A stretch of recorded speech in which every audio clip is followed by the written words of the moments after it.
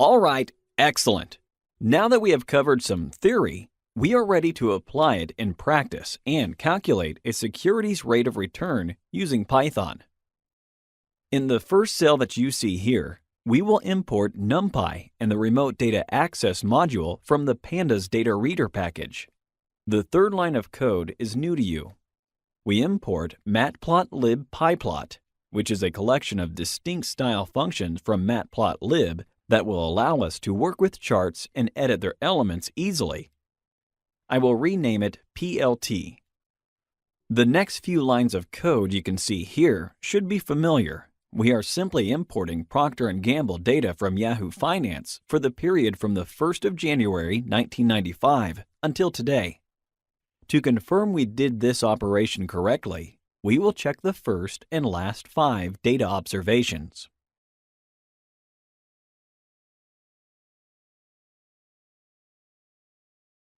All right, everything seems to be fine. It is very good practice to go on the internet and check the data you are using is the one you need. We download our data from Yahoo Finance, so we can expect to see the same values on their website. Let's go to Yahoo Finance. Search for PG, which is Procter & Gamble's ticker, and then click on Historical Data. If you check the prices date by date with your document in Jupyter, you will see they are aligned with P&G's stock price, as seen on Yahoo Finance. Perfect! We can use this data for our analysis. We have everything that is necessary to calculate P&G's rate of return from 1995 until today.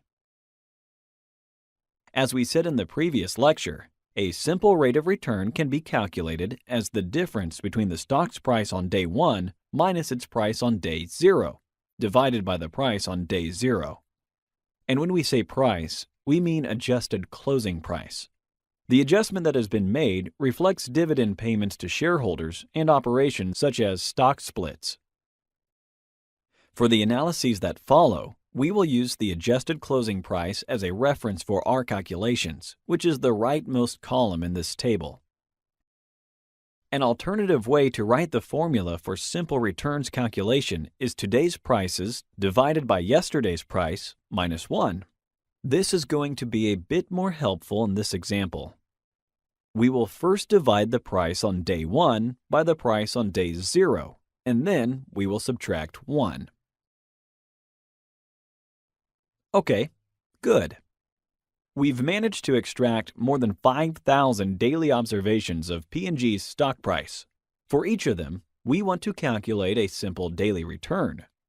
The first daily return in this series will be equal to the adjusted stock price on the 4th of January 1995, divided by the adjusted stock price on the 3rd of January 1995, minus 1, and so on.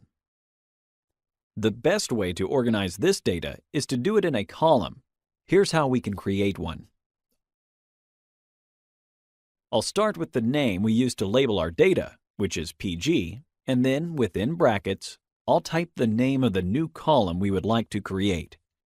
Simple return sounds logical, right? Okay. Now, within parentheses, I indicate the adjusted close in a given day, and then divide it by the adjusted close in the previous day. How am I doing that? As you can see, the shift function helps me do that. The argument of the function determines the number of lags I am interested in. Here, I will need the value from the previous trading day. Therefore, we should indicate 1.